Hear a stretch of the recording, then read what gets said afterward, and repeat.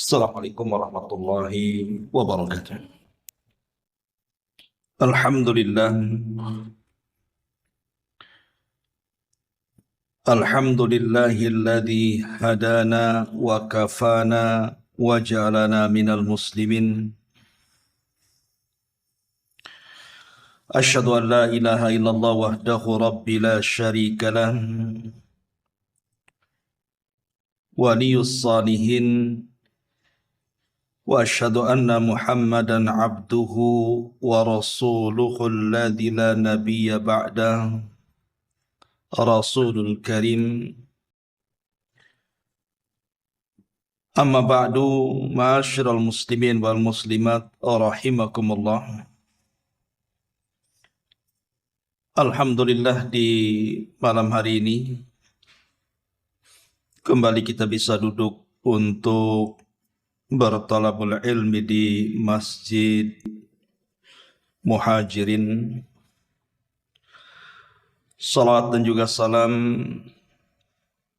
tetap kita iringkan kepada Rasul kita, Nabi besar Muhammad sallallahu alaihi wa ala alihi wasallam.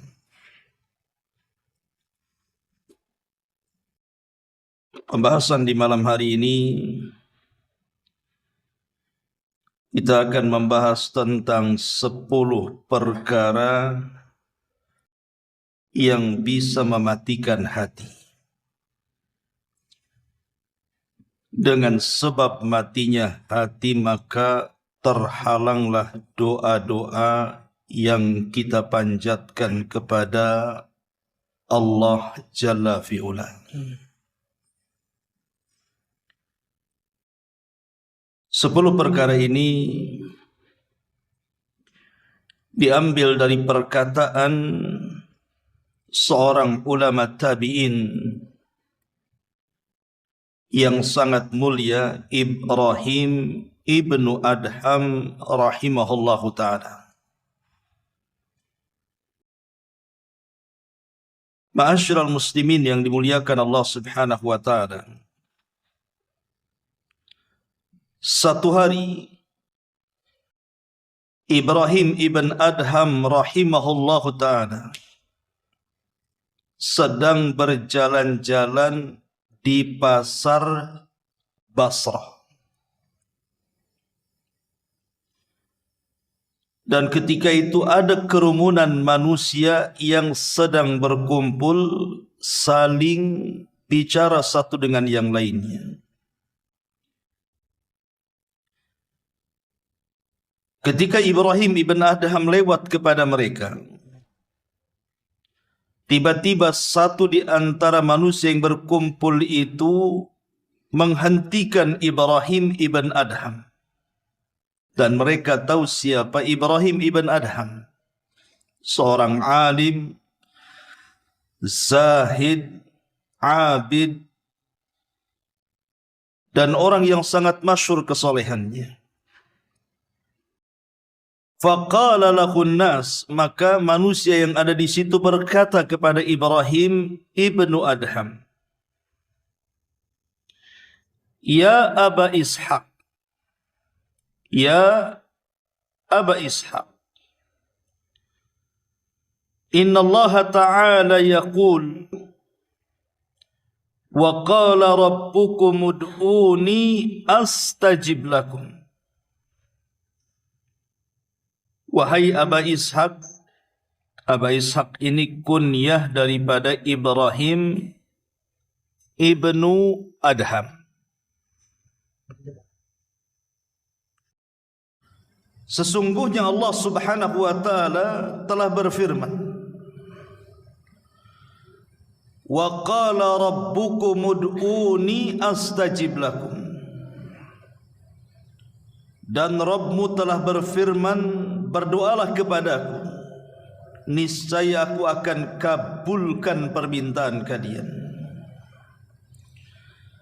Kemudian manusia mengatakan, Wa nahnu nad'ullah fala yastajibu lana. Tapi kami sudah banyak berdoa kepada Allah subhanahu wa ta'ala, tapi doa-doa kami tidak kunjung dikabulkan Allah Subhanahu wa taala. Apa gerangan dengan doa-doa kami? Bukankah Allah yang mengatakan berdoa kepadaku kabulkan? Dan kami sudah berdoa tak dikabul-kabulkan pula.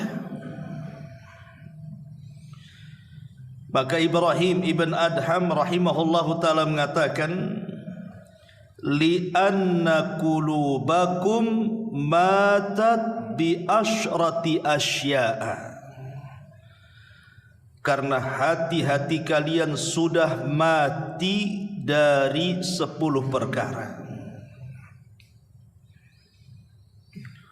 Lihat dialog Ibrahim ibn Adham ini dengan masyarakat Basrah yang ada di pasar itu. Ketika orang-orang mengeluh dan mengadu kepada Ibrahim ibn Adham soal doa-doa mereka yang mereka panjatkan kepada Allah, namun tidak kunjung pula diijabah doa mereka, padahal mereka yakin bahwa Al-Quran sudah berfirman, wa qala rabbukum ud'uni astajib lakum. Maka Ibrahim ibn Adham memberikan alasan kenapa doa-doa kalian tidak dikabulkan. Bahkan doa-doa kita juga kenapa tidak dikabulkan. Boleh jadi karena kita mati hatinya. Kenapa mati hati kita? Karena 10 perkara ini, kata Ibrahim ibn Adham. Dan kalau seandainya kita berdoa kepada Allah Subhanahu wa taala, tiba-tiba Allah tidak kunjung mengabulkan doa kita, maka ini musibah di atas musibah. Tidak ada kemalangan, tidak ada musibah yang lebih besar dibandingkan doa-doa kita ditolak oleh Allah Subhanahu wa taala. Karena ketika Allah Subhanahu wa taala menolak doa-doa kita, maknanya Allah sudah tidak mempedulikan kita.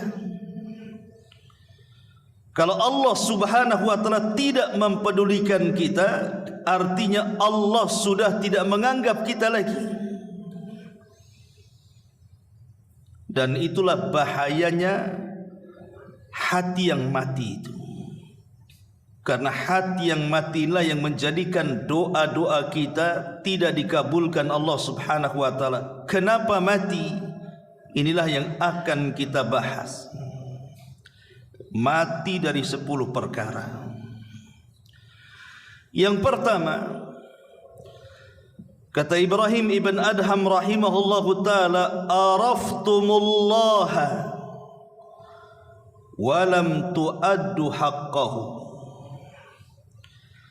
Kalian mengenal Allah, kalian mengetahui Allah, tapi kenapa kalian tidak melaksanakan hak-hak dan kewajiban Allah Subhanahu wa taala? Kalau kita ditanya siapa yang menciptakan langit, kita katakan Allah. Kalau kita ditanya siapa yang menciptakan bumi, kita katakan Allah.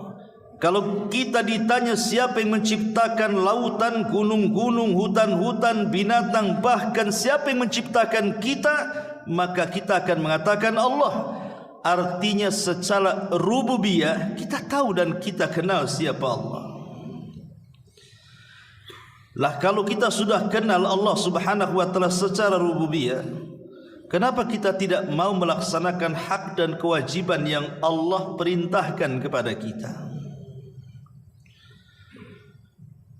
Ma'asyiral muslimin yang dimuliakan Allah Subhanahu wa taala, dengan cara apa kita melaksanakan hak dan kewajiban kita kepada Allah? Berdasarkan hadis Muadz bin Jabal radhiyallahu anhu,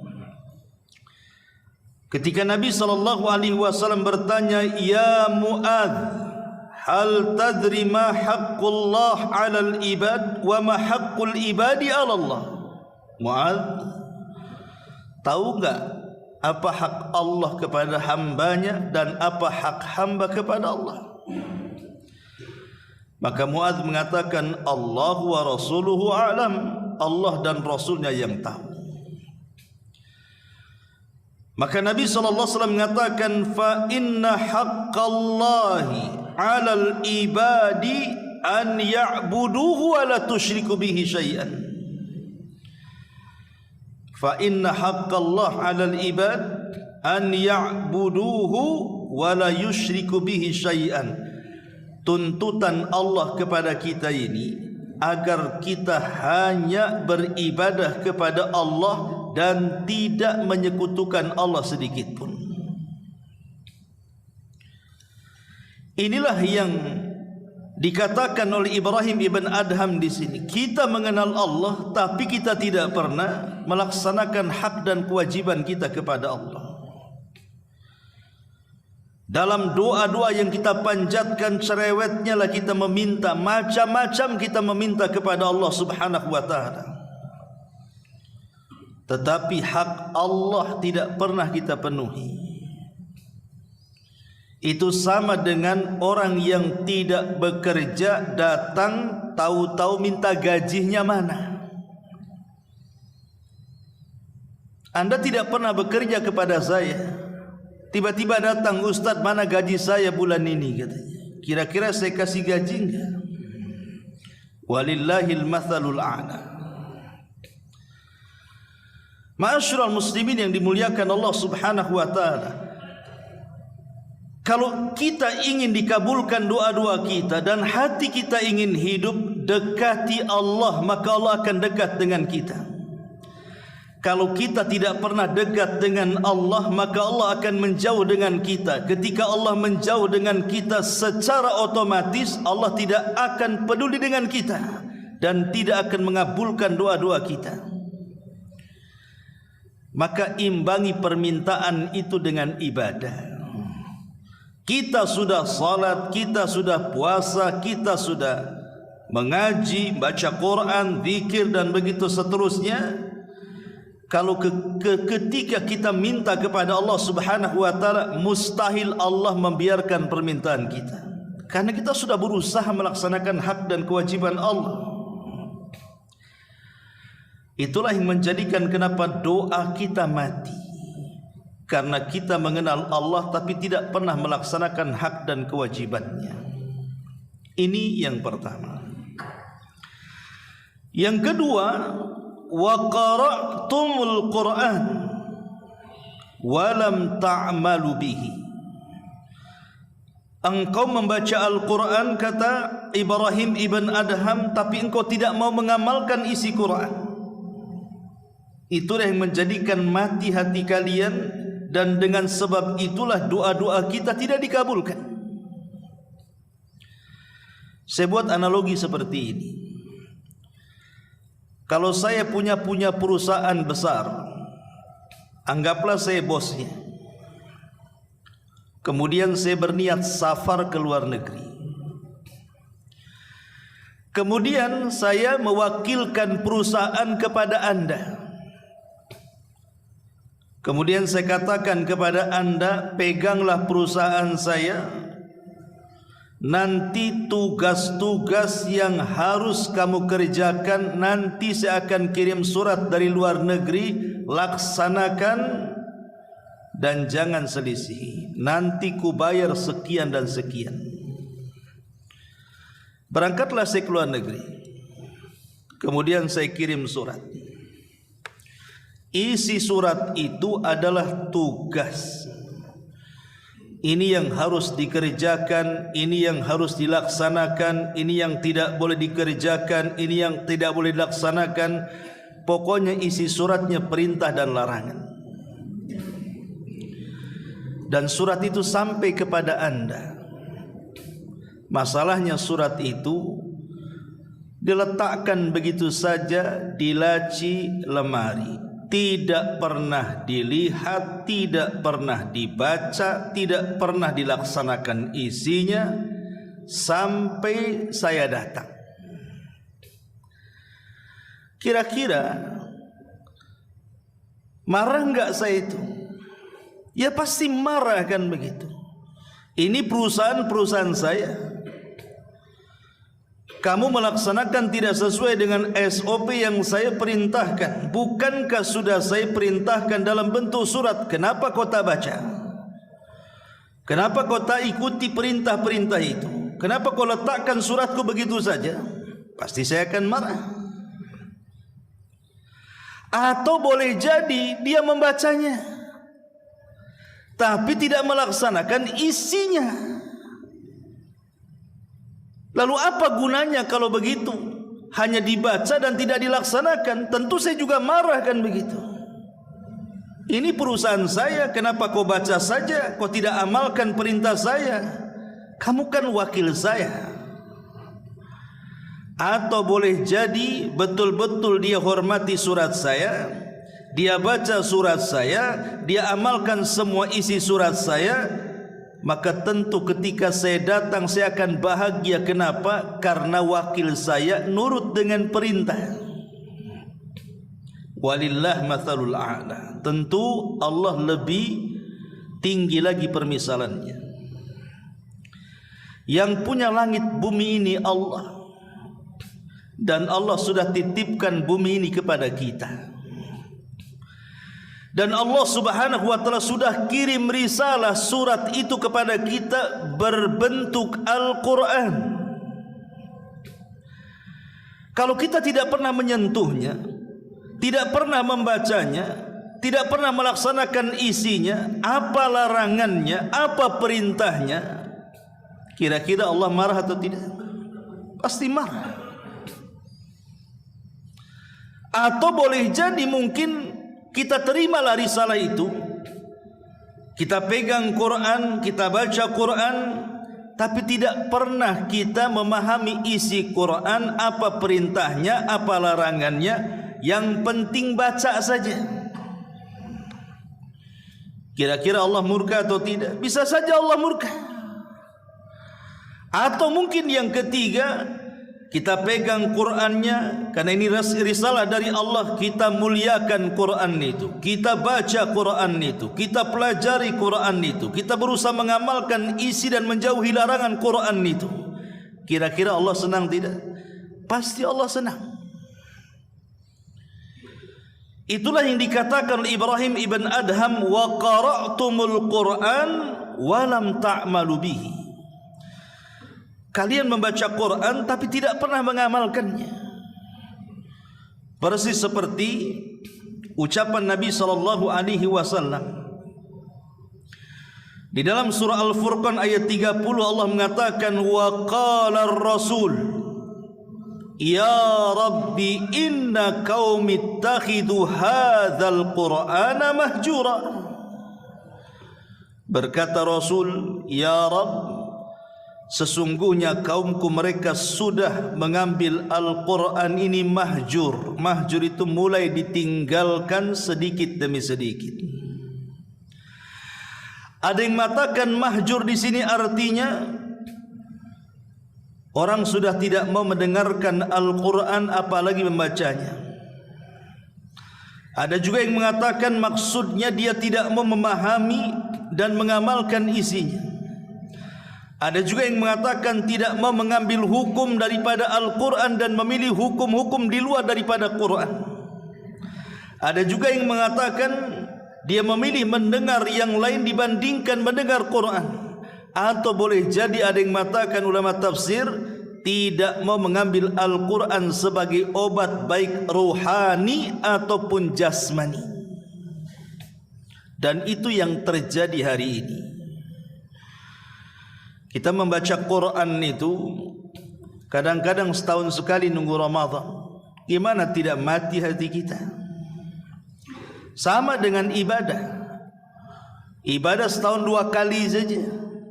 Idul Fitri, Idul Adha. Gimana tak mati hati kita? Coba. Itulah sebabnya doa-doa kita, kata Ibrahim ibn Adham, ditolak oleh Allah. Karena yang menyebabkan mati hati kita, kita jauh dari Allah dan jauh daripada kitab Allah Al-Quran. Ma'asyiral muslimin wal muslimat rahimakumullah. Disebutkan dalam hadis Samurah ibn Jundub radhiyallahu anhu, Nabi sallallahu alaihi wasallam mengatakan, ammal ladzi yuslagu ra'suhu bil hajari fa innahu ya'khudul Qur'an fayarfuduhu wa yanamu anis salatil maktubah. Ketika Rasul diperlihatkan sebuah azab dari azab-azab kubur,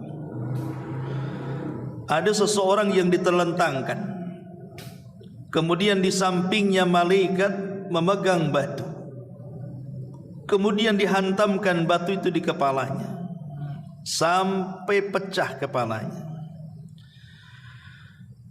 Ketika itu malaikat pergi hendak mengambil batu yang lainnya. Ketika sudah dapat batu kembali, rupanya kepalanya sudah kembali lagi. Kemudian dibenturkan lagi dan begitu seterusnya. Kemudian Rasul bertanya kepada malaikat yang membawa dia, "Ma hadza?" Kenapa orang ini siksanya begitu dahsyatnya? Apa dosanya? Maka malaikat ini mengatakan, "Fa innahu ya'khudul Qur'an fayarfuduhu." Dia mengambil Al-Quran tapi justru menginjak-injak isi Quran. Dia baca aqimus shalah, tegakkan salat, dia pula orang yang paling meninggalkan salat. Dia baca kutiba alaikumus siyam kama kutiba alal ladzina min qablikum, tentang perintah puasa, dia pula orang yang paling meninggalkan puasa, dan begitu seterusnya. Ini yang kedua. Yang ketiga, kata Ibrahim ibn Adham, wa za'amtum annakum ummata nabiyyikum wa taraktum sunnatahu. Engkau menyangka engkau ini bagian daripada umat Nabi kalian Muhammad sallallahu alaihi wasallam, tapi kenyataannya kalian meninggalkan sunnahnya. Orang Islam ini kalau ditanya siapa nabinya, pasti lantang dia mengatakan Muhammad nabiku. Karena ucapan raditu billahi rabba wa bil islami dina wa bi Muhammadan nabiyya wa rasula itu sudah diajarkan di anak-anak TK. Jadi kalau dikatakan nabimu Yesus, nabimu Isa, enggak terima. Itu nabinya orang Nasrani katanya. Nabi kita Muhammad. Kita mengaku sebagai umat Muhammad, tetapi banyak orang yang mengaku umat Muhammad sallallahu alaihi wasallam tapi tidak pernah kenal sunnahnya. Yang lebih parah lagi, dia campakkan sunnahnya. Yang lebih parah lagi, dia ingkari pula tu sunnahnya.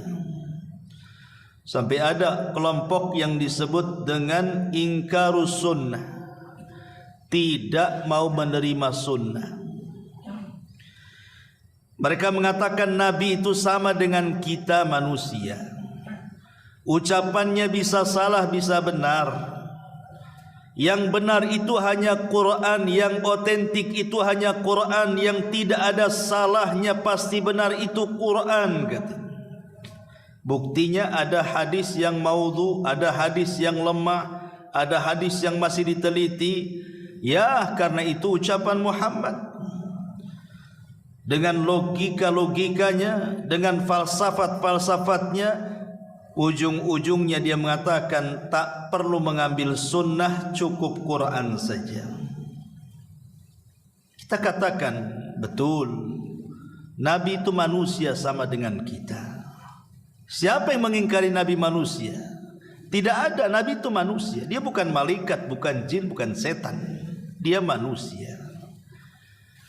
Secara unsur biologis dia sama dengan kita.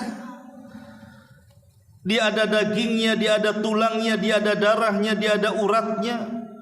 Dia bisa sedih, dia bisa menangis, dia bisa bahagia, dia sama dengan kita. Tetapi yang harus dipahami, walaupun Rasul itu manusia, tetapi al-bashar la kal bashar. Dia manusia tapi bukan seperti manusia yang lainnya. Betul dia manusia tapi berbeda dibandingkan manusia-manusia yang lainnya. Karena Allah sudah memilih dia. Dan kenapa Allah tidak memilih kita? Karena dia beda dari kita. Makanya Allah pilih dia.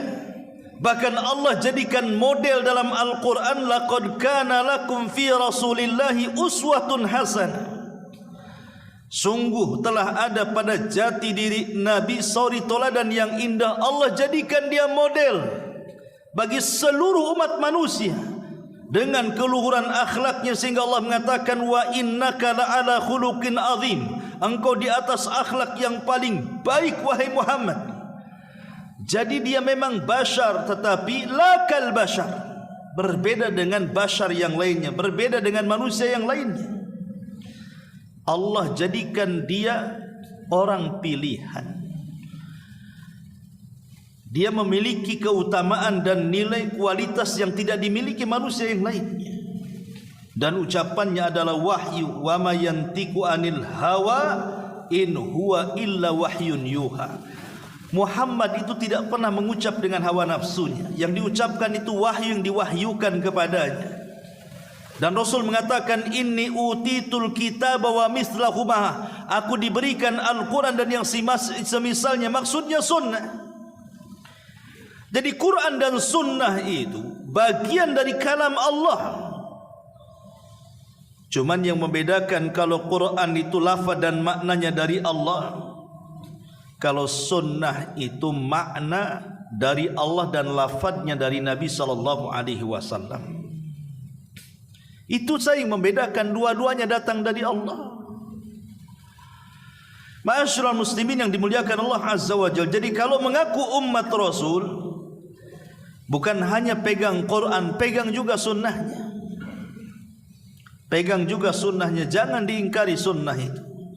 Ketika seseorang mengingkari sunnah, maka selamanya dia tidak mungkin melaksanakan Quran. Karena Quran itu banyak perintah-perintah yang sifatnya global, kemudian dirinci dengan sunnah.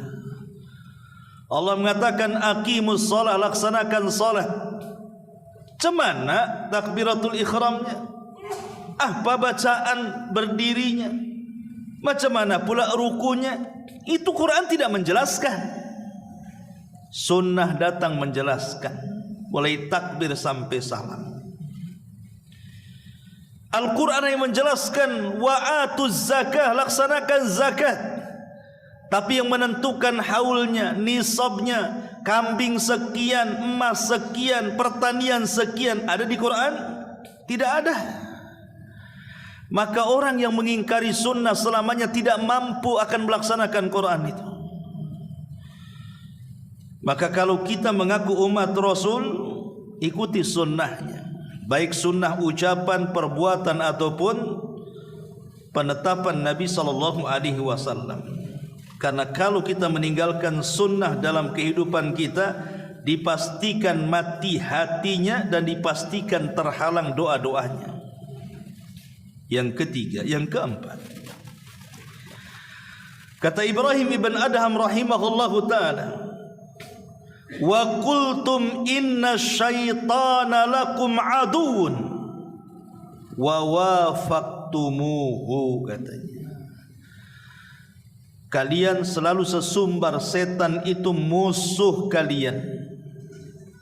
Tapi banyak amalan-amalan setan yang kalian cocoki. Kita teriak-teriak setan itu aduwwum mubin, musuh kita yang nyata, musuh kita bersama. Tapi kenyataannya apa yang terjadi? Banyak amalan-amalan setan itu justru kita lakukan. Seperti apa? Sombong. Itu amalan setan. Setan yang mengatakan ana khairum minhu khalaqtani min nari wa khalaqtahu min tin.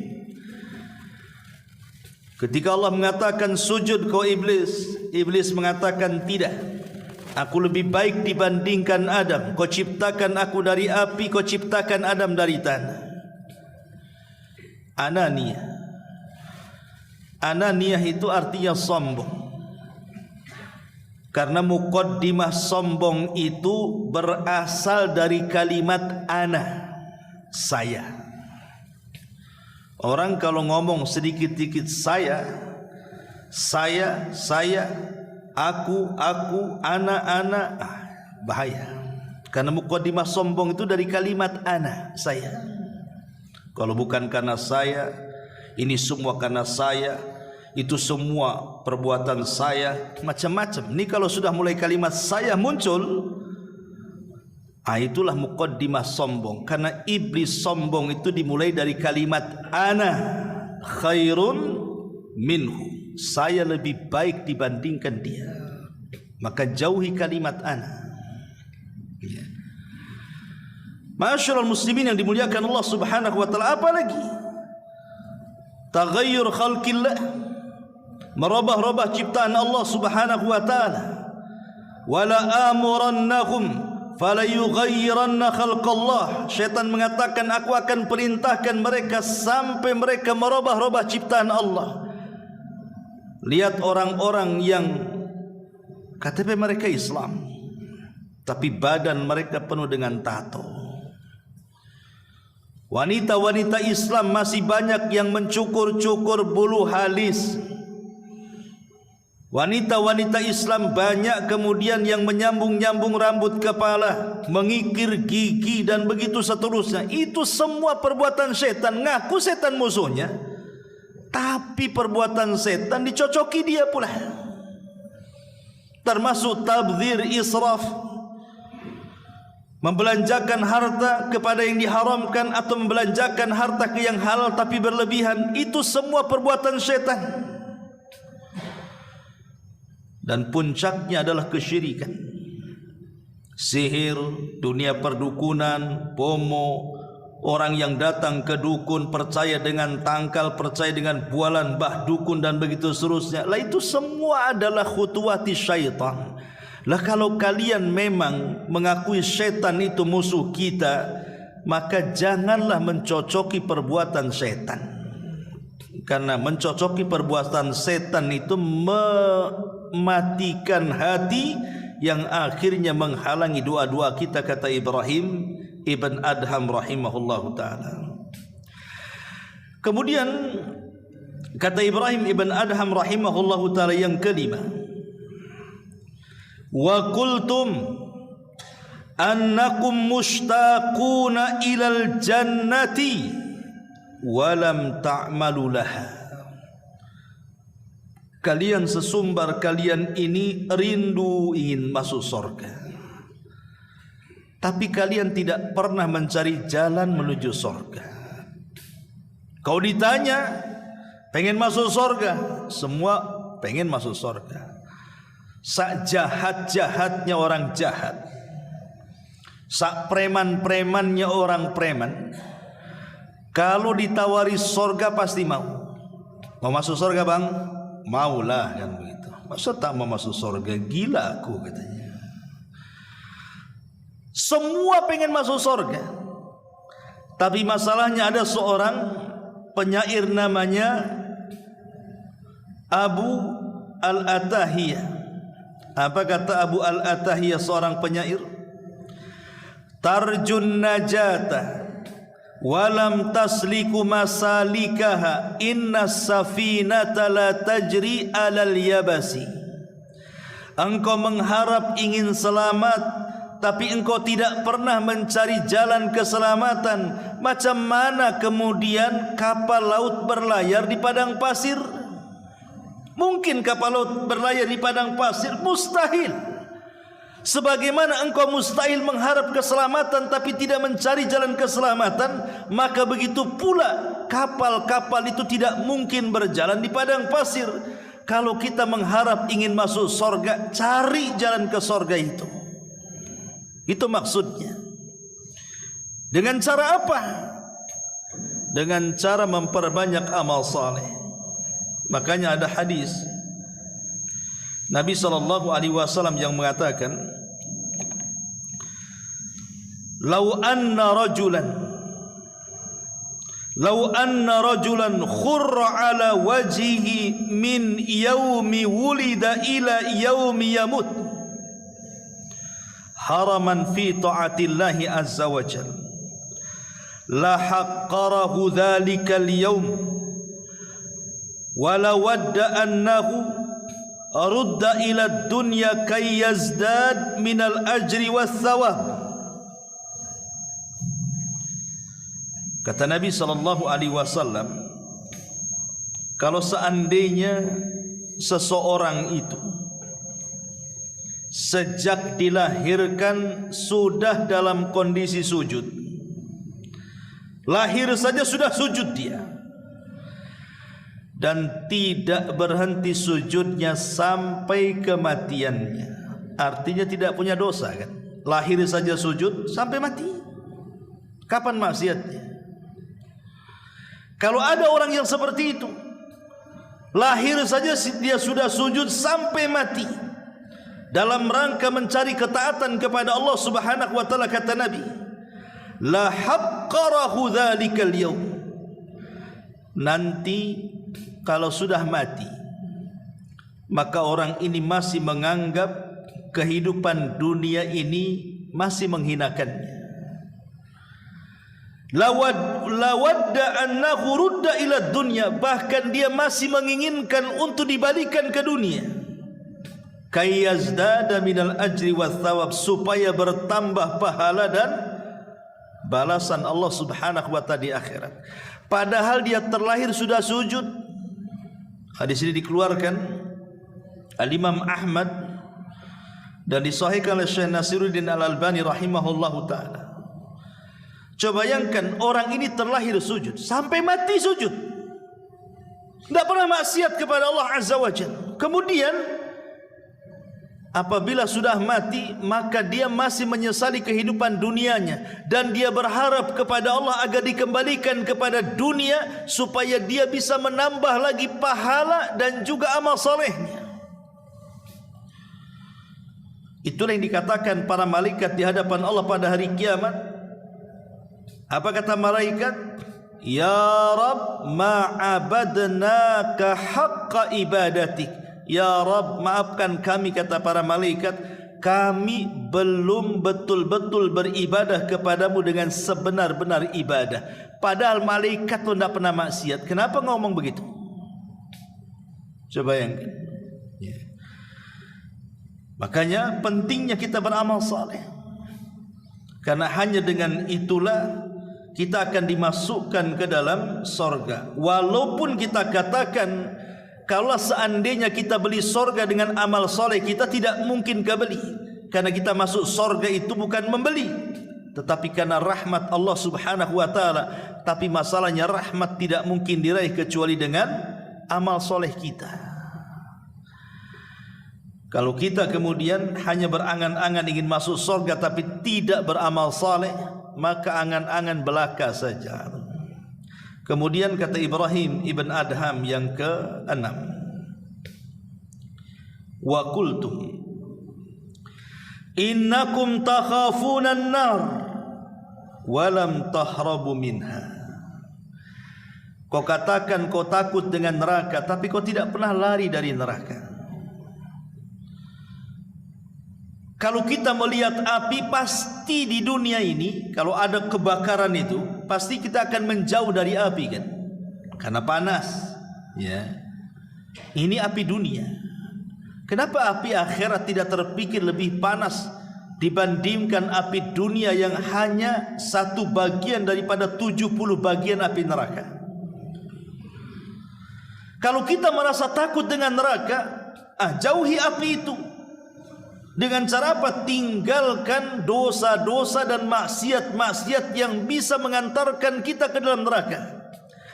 Karena sama juga sebejat-bejatnya orang, kalau ditanya mau masuk neraka bang, nggak mungkin dia mau saya masuk neraka, gila dia. Tapi kalau memang dia memang takut dengan neraka, kenapa tidak lari dari neraka? Dan itu yang banyak Hari ini yang banyak orang-orang yang hanya lisannya saja takut neraka, tapi perbuatannya masih mengamalkan pun neraka. Masih gibah ya, namimahnya, ya dustanya, gibahnya, macam-macam dosanya. Curang dalam dagangan, curang dalam bermuamalah, belum dari segi ibadah dan akidahnya, dan begitu seterusnya. Ya. Dan itu bisa mematikan hati. Dan kalau sudah mati hatinya, jauhlah doa-doa kita dari ijabah Allah Azza wa Jalla. Kemudian kata Ibrahim ibn Adham rahimahullahu ta'ala yang ke-7, wa qultum innal mauta haqqun wa lam tasta'iddu lahu. Kalian katakan mati itu sebuah kebenaran, tapi kalian tidak mau mempersiapkan akan kematian itu. Jadi kata Ibrahim ibn Adham rahimahullahu ta'ala, kalian yakin kematian itu ada, tapi kalian kenapa tidak mempersiapkan untuk kematian itu? Begini ikhwatu fiddin, muliakan Allah subhanahu wa ta'ala. Hidup di dunia ini, sebagaimana nasihat Rasul kepada Ibnu Umar, kun fid dunya ka'annaka gharib au abirus sabil. Jadilah di dunia wahai Ibnu Umar seperti orang asing ataupun seperti pelintas jalan ketika safar. Kalaupun istirahat sebentar, pasti akan melanjutkan perjalanannya. Itulah dunia. Dunia ini sementara. Dia bukan tempat tujuan dan persinggahan utama. Persinggahan utama nanti di akhirat. Dunia ini hanya lintasan saja.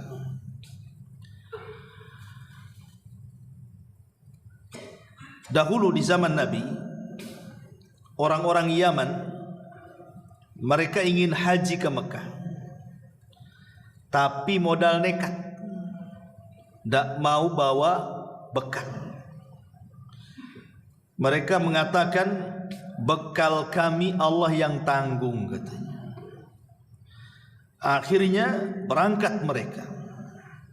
Di perjalanan barulah mereka susahnya hidup di perjalanan, tidak ada makanan, tidak ada minuman. Akhirnya sebagian mereka ada yang mati kelaparan. Sampailah berita ini kepada Nabi. Maka ketika sampai berita ini kepada Nabi, turun ayat, wa tazawwadu fa inna khaira zadit taqwa. Berbekalah kalian. Penting bekal itu. Ya betul, sebaik-baik bekal takwa, tapi bekal juga perlu. Jadi Nabi SAW kemudian turun ayat ini, nggak boleh safar seperti itu. Safar tanpa bekal itu loh, nggak boleh. Itu nekat namanya. Safar tanpa bekal, ya dipastikan sengsaranya iya, sampainya belum tentu, kan begitu. Jalannya lelah letih, tujuannya tidak sampai-sampai. Lah itulah hidup di dunia, ikhwatu fiddin. Kalau ketika kita safar ke akhirat ini tidak membawa bekal sama sekali, antum ini nekat namanya. Antum tak pernah sholat, tiba-tiba mati, nekat nggak tuh? Nekat antum itu. Kenapa? Karena tidak ada bekal, kan? Orang nggak sholat pengen mati apa nggak nekat? Dia nekat, pasti itu jelas nerakanya. Ke surganya nggak pernah sampai, nerakanya udah sangkut betulan di situ tuh. Jadi kalau orang tidak membekali dirinya dengan amal soleh di dunia ini, maka selama safar ke surga itu, maka tidak akan sampai-sampai, nyangkut-nyangkut di tengah jalan itu. Itulah nasihat Rasul kepada Ibnu Umar. Jadikan dunia ini seperti orang safar. Namanya orang safar itu harus bawa bekal. Lah bekal itu, itulah amal saleh. Dan sebaik-baiknya adalah takwa yang dalam hati. Ma'asyiral muslimin yang dimuliakan Allah Azza wa Jalla, Makanya kenapa seorang penyair mengatakan, tazawwad minat taqwa fa innaka la tadri idza janna lailun hal ta'isu ilal fajri wa kam min sahihin mata min ghairi illatin wa kam min alilin ashahinan minad dahri fa kam min fata amsa wa asbaha dhahika wa qad nusijat akfanuhu wa huwa la yadri wa kam min sigarin yurtaja tula umrihi wa qad udkhilat ajsamuhum dhulmatal qabri wa kam min arusin zayyanuha li zawjiha wa qad qubidat arwahuhum lailatal qadri.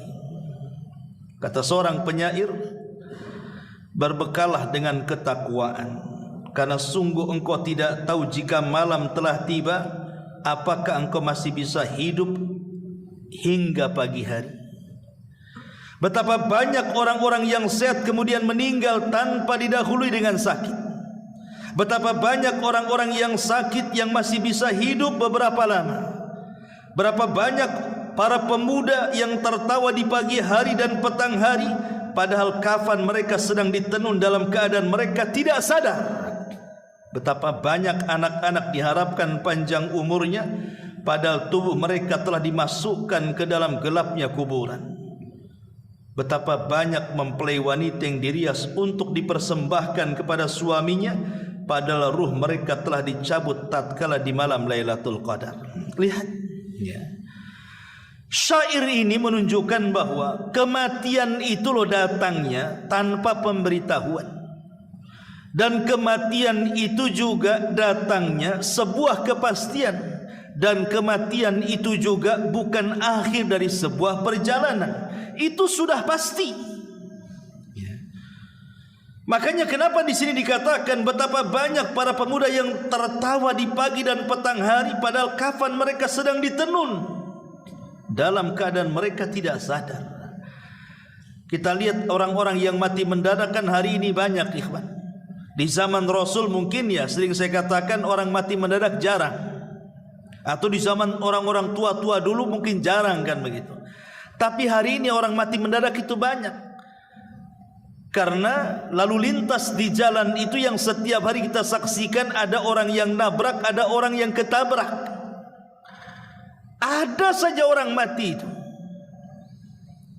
Makanya kenapa di sini Ibrahim bin Adham mengatakan, kalian sudah tahu kematian itu kebenaran, kenapa tidak disiapkan? Maka siapkanlah kematian dengan ketakwaan kita kepada Allah. Jangan sampai mati hati kita gara-gara tidak mempersiapkan bekal safar kita ke akhirat. Kemudian kata Ibrahim ibn Adham yang ke-8, washtaghaltum bi uyubin nas wa taraktum uyubakum. Kalian sibuk mengurus aib-aib orang, tapi kalian tidak pernah sibuk melihat aib sendiri. Abu Hurairah radhiyallahu anhu, beliau mengatakan, yubsiru ahadukum al-qudhata fi a'yuni akhi wa yunsil al-jadla fi aini nafsihi. Salah seorang dari kalian dapat melihat kotoran kecil di mata saudaranya, tetapi dia lupa akan kayu besar yang ada di hadapannya.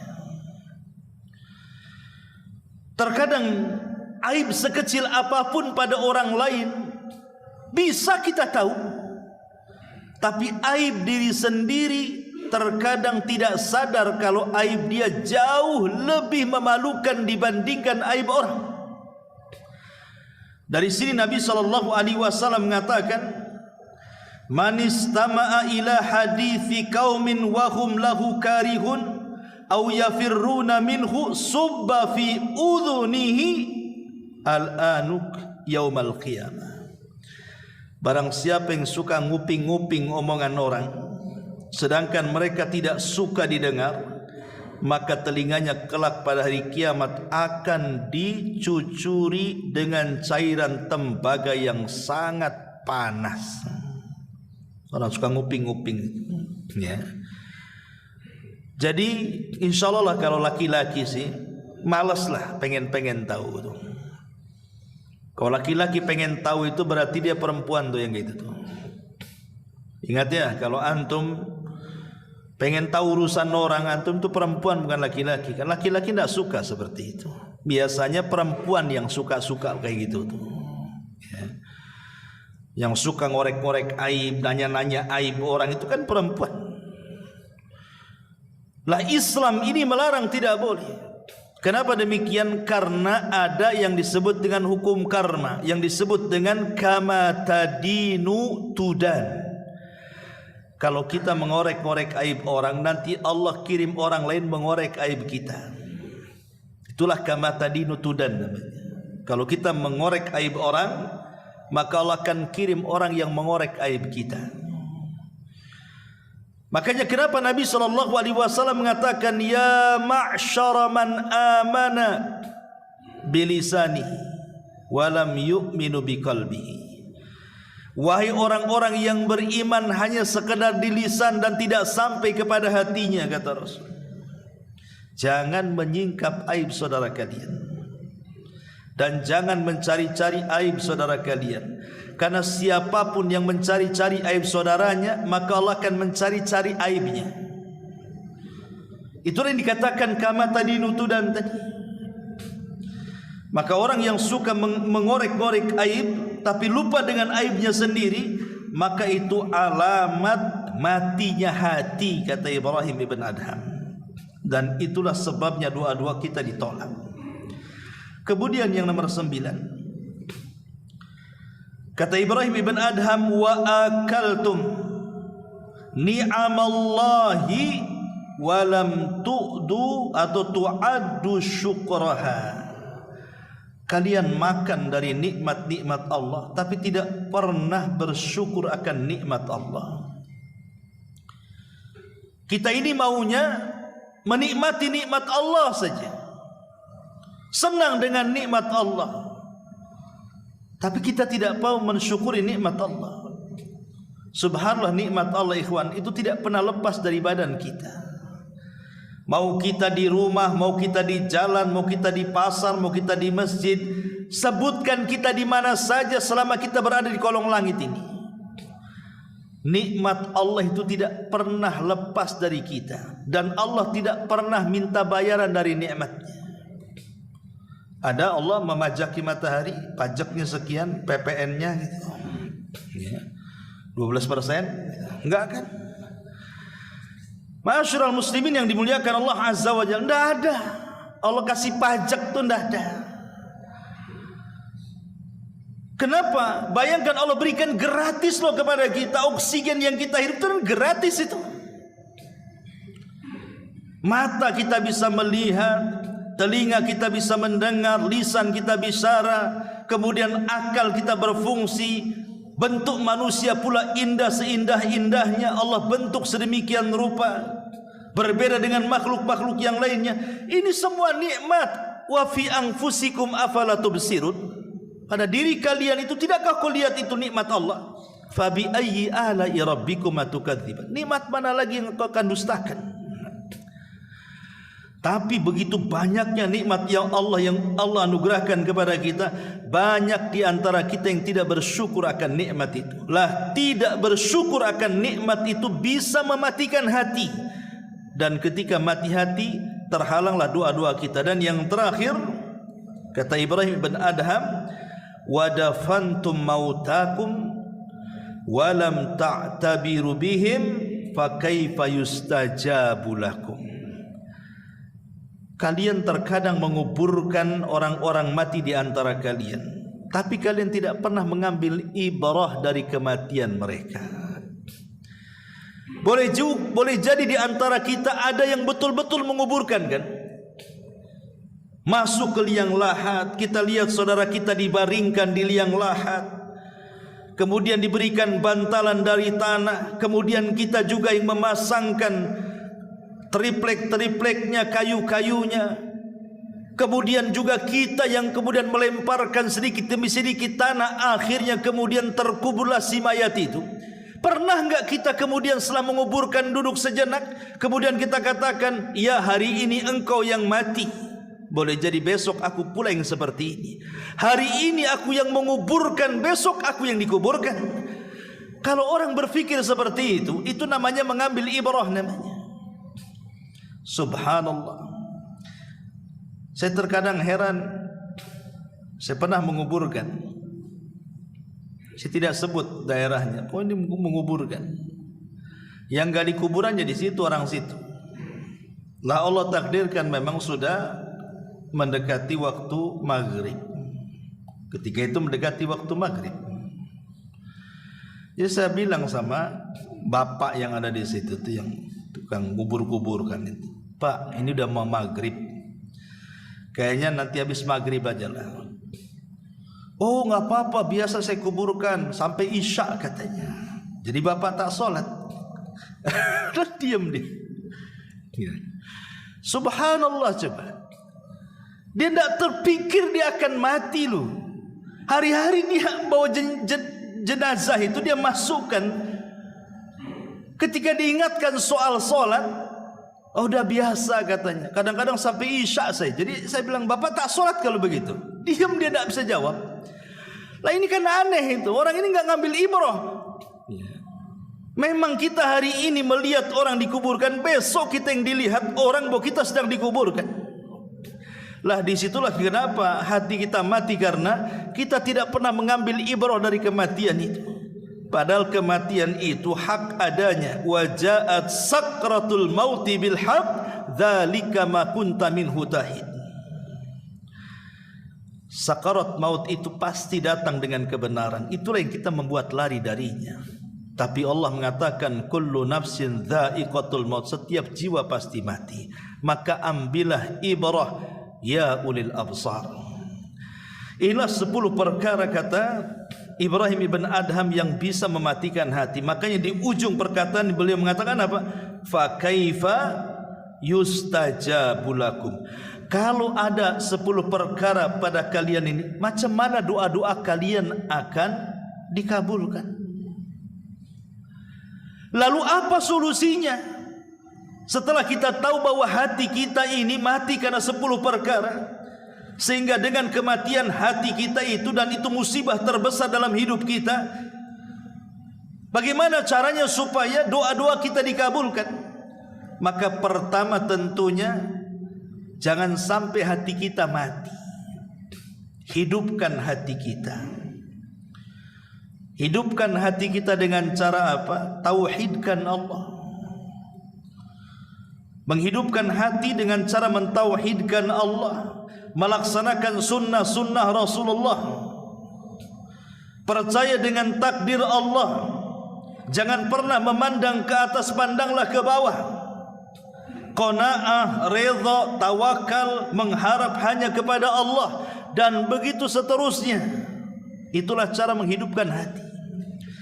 Kemudian yang kedua, kalau doa-doa kita ingin dikabulkan, maka jauhilah mawani', hal-hal yang bisa doa-doa kita ini ditolak oleh Allah, seperti makan makanan yang diharamkan, atau doa yang isinya perbuatan dosa dan kebencian, atau mungkin doa-doa yang di dalamnya penuh dengan kezaliman dan pemutus silaturahim, dan begitu seterusnya.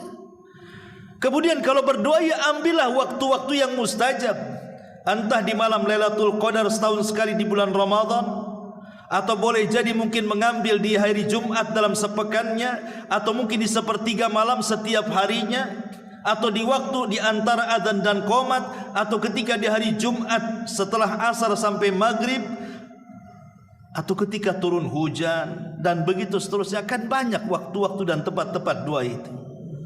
Kemudian juga kenali adab-adabnya, seperti mengangkat kedua tangan. Kemudian harus punya keyakinan. Jangan pula doa itu tidak ada keyakinan bahwa tidak dikabulkan, apalagi sampai mengatakan ya Allah mintalah aku sesuatu, kalau kau mau ngasih silahkan, enggak juga enggak apa-apa. Ini doa apa ini? Itu sama dengan orang pinjam uang, pinjamlah, mau dikasih enggak apa-apa, kasih alhamdulillah. Itu kan sama aja. Ya bagus tak dikasih orang kayak gini nih. Jadi kalau orang tidak yakin dengan doanya, sementara Rasul mengatakan wa antum muqinuna bil ijabah, sementara engkau harus yakin dengan Allah pasti mengijabah doa kita, maknanya doa itu harus penuh kesungguhan, tidak boleh ada kelalaian di dalamnya, apalagi anda main-main di situ. Dan juga jangan i'tidah, kata ulama. I'tidah itu maksudnya melampaui batas. Tahu dirilah kalau kita ini gajinya umpamanya 1 bulan ya 2 juta atau 3 juta. Berdoa, ya Allah tambahlah gaji saya, entah 1 juta lagi jadilah umpamanya. Itu bagus ya. Ini doa tukang bangunan yang jelas per bulannya 3-4 juta. Ya Allah kasih gaji 1 miliar. Tidak namanya. Siapa yang mau gaji 1 miliar tukang bangunan? Jadi jangan berlebihan, doa juga jangan berlebihan atau dirinci. Doa itu tidak perlu dirinci. Ya Allah, kebutuhan saya banyak nih, beras sekian tolong. Harga bawang sekian. Harga cabai sekian. Mau ngaudit itu apa ini ceritanya? Jadi doa itu tidak perlu dirinci, minta saja langsung. Tidak perlu dirinci, karena merinci dalam doa itu bagian daripada i'tidah. Ya, berlebihan dalam doa tidak boleh. Ya. Jadi intinya bahwa kalau kita ingin dikabulkan doanya, ya adab-adab doa penuhi, jauhi larangan-larangannya, kemudian harus penuh dengan keyakinan kepada Allah bahwa Allah pasti mengijabah doa kita, dan tinggalkan 10 perkara yang bisa mematikan hati yang dengannya terhalanglah doa-doa kita. Wallahu a'lam bishawab. Inilah yang bisa sampaikan. Mudah-mudahan ada manfaatnya. Subhanaka wa bihamdika asyhadu an la ilaha illa anta astaghfiruka wa atubu ilaik. Allahu taala alam. Assalamualaikum warahmatullahi wabarakatuh.